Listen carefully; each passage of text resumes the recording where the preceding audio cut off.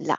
Bien, alors Karine, j'ai le plaisir de t'accueillir aujourd'hui, 28 septembre, pour que tu nous parles un peu de ce qui s'est passé depuis tes deux dernières sessions, du coup. Voilà, donc j'ai fait 2 sessions, la première en octobre, 2020, la deuxième en mars 2022. Voilà, j'ai pris quelques notes pour être précise et concise, pour te donner ce témoignage aujourd'hui. Voilà, donc quand je vais un petit peu lire, mais ça me permettra d'être plus fluide, et de rien oublier de ce que je voulais dire. Quand je repense à celle que j'étais avant cette première session d'octobre 2020, j'ai comme une difficulté à retrouver cette femme que je revois affaiblie, un peu perdue dans un brouillard mental, un peu gris. Ce dont je me souviens, c'est qu'à la fin de cette session, deux fréquences cohabitaient en moi. Une joie profonde, légère, dynamique, et en même temps, en dessous de tout cela, un sentiment d'inachevé, comme si quelque chose n'avait pas été dit. Je me suis concentrée sur la fréquence de joie. Mon corps voulait se réveiller, danser, exprimer sa gaieté, et c'était trop bon pour ne pas le vivre. Et la plupart des petits mots physiques ont disparu en très peu de temps. Cette session a donné un sens et porté un éclairage particulier sur mon enfance. Elle a guéri les blessures et aidé à comprendre et à passer outre certains manquements de la part de mes parents. Aujourd'hui, je suis plus apaisée par rapport à cette période de ma vie et parce que mon prisme a changé, tous les bons souvenirs sont remontés. J'ai ainsi écrit à ma mère et à mon père une lettre des bons souvenirs, des transmissions merveilleuses, essentielles et structurantes dont ils ont été le vecteur. J'avais passé des années à éclairer leur absence. Et aujourd'hui, je ne voyais plus que leur moment de présence et les transmissions essentielles qui ont nourri cette enfance. En parallèle à cette évolution intérieure, la période de 2020-2021 était assez challengeante pour tout le monde, avec ce que nous avons vécu, les choix que nous avons dû faire et les conséquences de ces choix à assumer. Les clivages, le spectre de la colère, de l'injustice, de la peur de perdre l'essentiel de ce qui nous rend vivants, la liberté de faire nos choix. Tout était là pour ne pas faire de ma métabolisation autre chose qu'un petit chemin tranquille.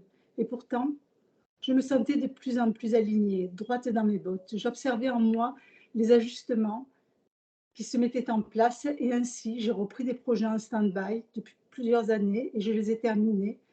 J'ai aussi ouvert la porte à d'autres créations. C'était bien, c'était mieux, mais c'est comme si je ne travaillais que le voile à la surface.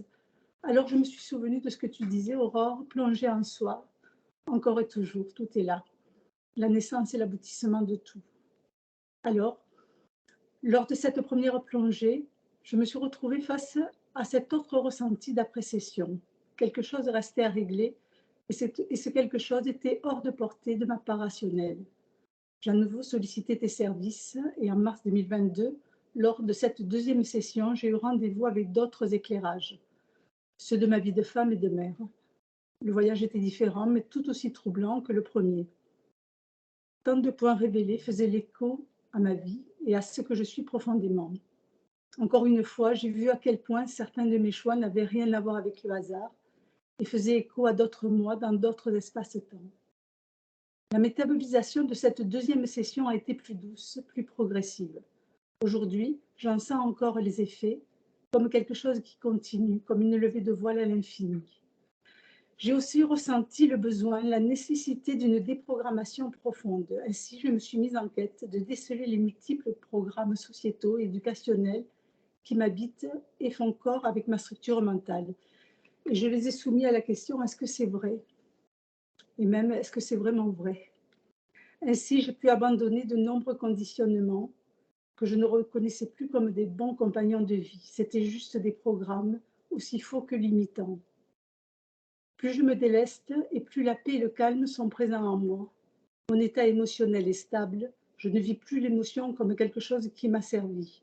Je la vis dans l'instant, puis je l'invite à glisser hors de moi. Mes rapports sociaux sont plus riches et équilibrés. Les gens ne me fatiguent plus et je suis parfaitement présente lors des moments partagés. Mon énergie est devenue plus douce, plus stable, plus intense aussi. Pour conclure, je dirais que tout s'est apaisé.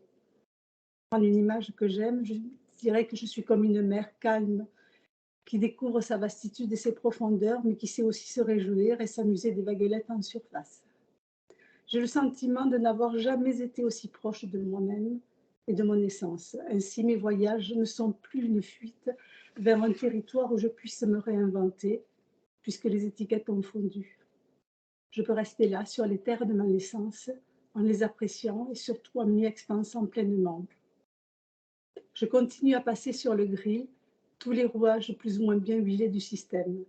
C'est un travail sans fin et je dirais que c'est le seul travail qui vaille car il m'allège et me rend libre.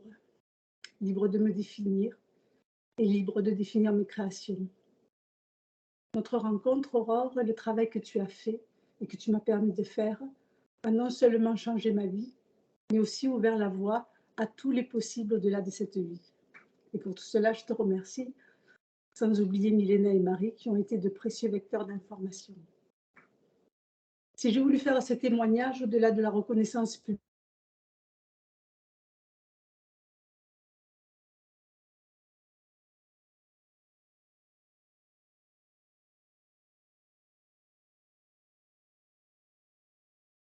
les passer sur le grill de la vérité, afin de s'en délester et découvrir que ce que nous sommes cachés dessous. Voilà, à ce jour, tout est dit pour moi. Alors, je te remercie pour la qualité du texte. C'était extrêmement plaisant à écouter chaque mot et surtout les vibrations qui accompagnaient tes mots.